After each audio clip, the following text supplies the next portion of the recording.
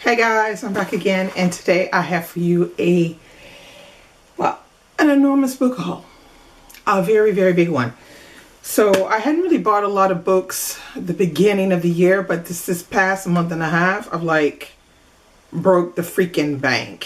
So a lot of these are slotted for the next 3 months of reading. Well, anyway, you'll see what I mean. So let's start with the stuff that you guys already know or, have actually seen me talk about wanting to read. So the first one is Chintu. This is by Jennifer Nansubuga Makumbi.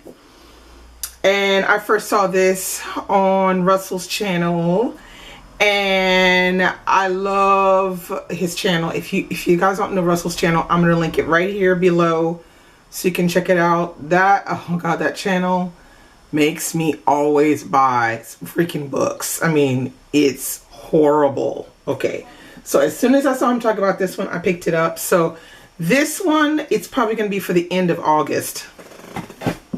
Next, we have The Ministry of Utmost Happiness, which I wanted to read as well. But before I read this one, I'm going to be reading first The God of Small Things, which I also own, and that is slotted for the next couple weeks. I'll be getting to that one. You also see me talk about Freeman's The Best New Writing on Home, and I've already started reading this one. It's a collection of either short stories or excerpts from books that have the theme of home, which have been chosen by John Freeman, and this is his compilation magazine book, and I am buddy reading this with Leslie over at Folklore Literacy. And yeah, so we're reading the first, I think it's the first 4 or 6 stories by the end, I think by September or the end of September. So I've already started reading though, and this is pretty good.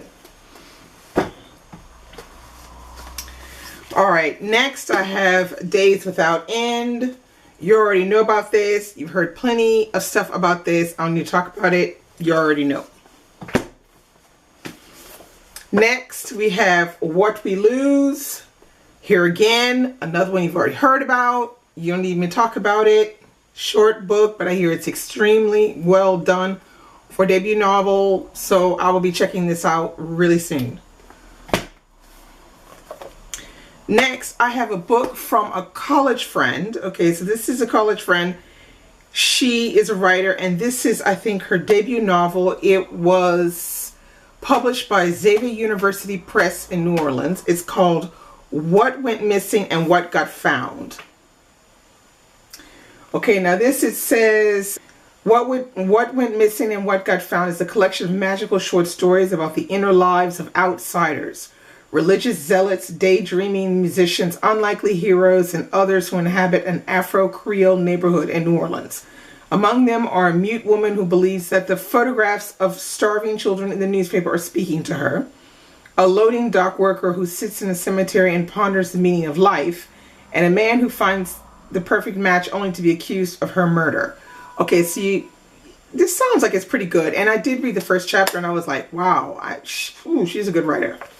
So I'll be getting back to you on this one very soon. All right, next, Memoirs.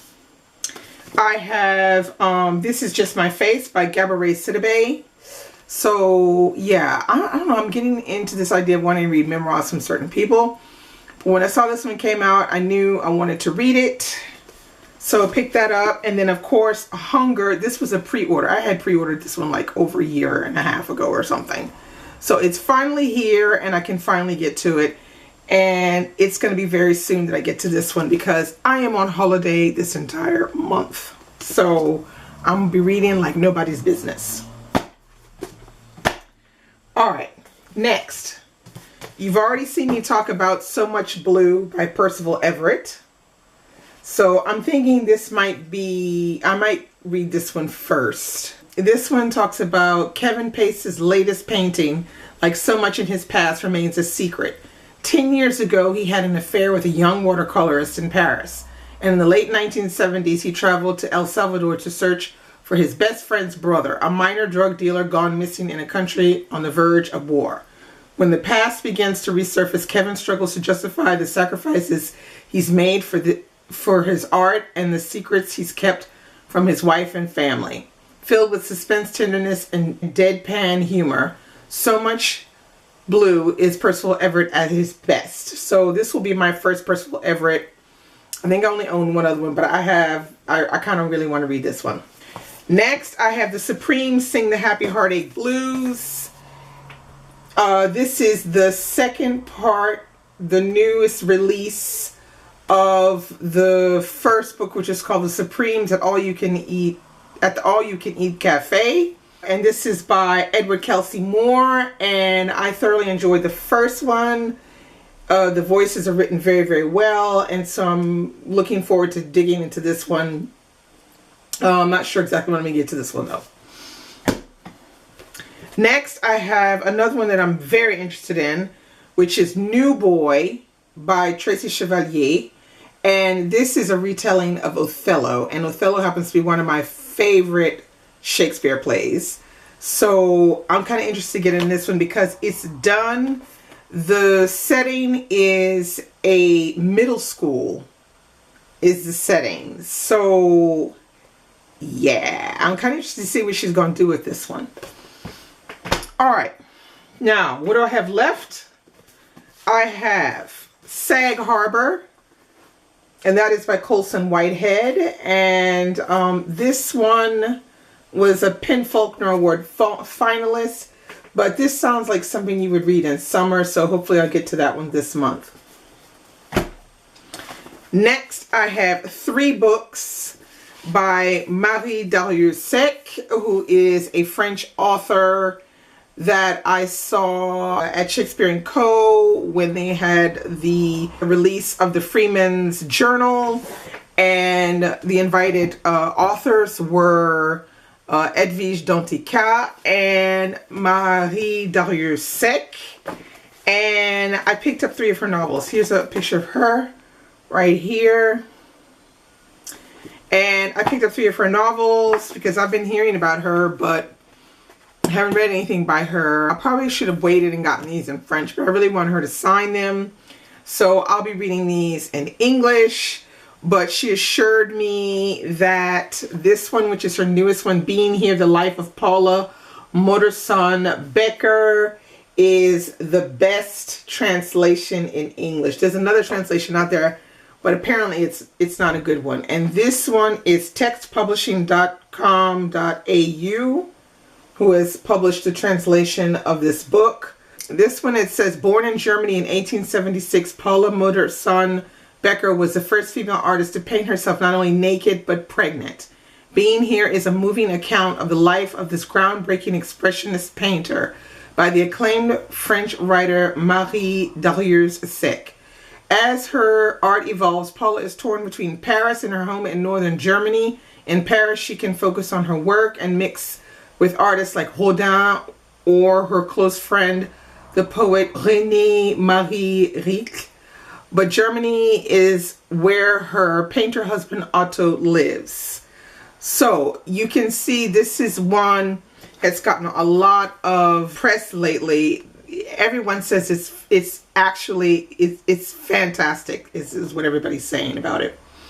It's even blurred by J.M. Coetzee. On the bottom of it, it says, a burning intelligence and a fierce hold on what it meant and means to be a woman and an artist, J.M. Coetzee. Okay, come on now.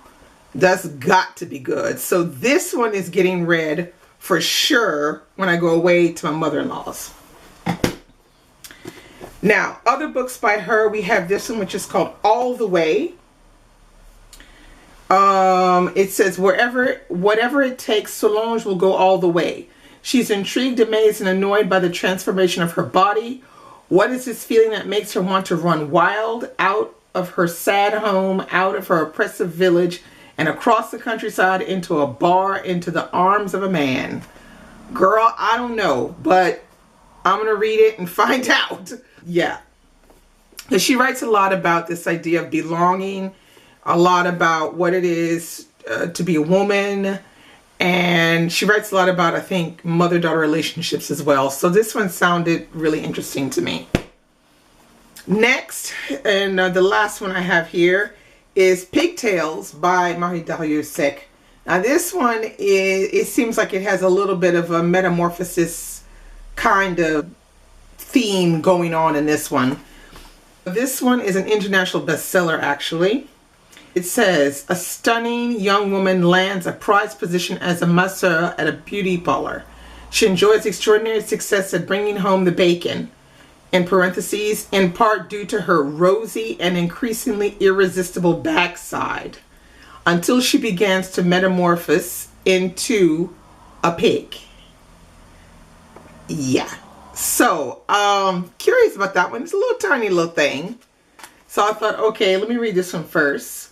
And then it has like a blurb on the bottom. It says, if all men are pigs, then what can a woman do but turn into a sow? Ouch. So, yeah.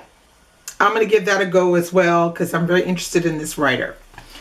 So, that is all that I have for you for the book haul. I will be back with another video really soon, like tomorrow, because I will be going away to my mother-in-law's for a week and I'm leaving on Monday. So I will be without internet, no way of communicating. So it will be me and my books. So I'm going to try to get this other video out, and maybe, yeah, I'm also going to be doing a Friday reads as well. Okay, so I'll talk to you real soon. Bye!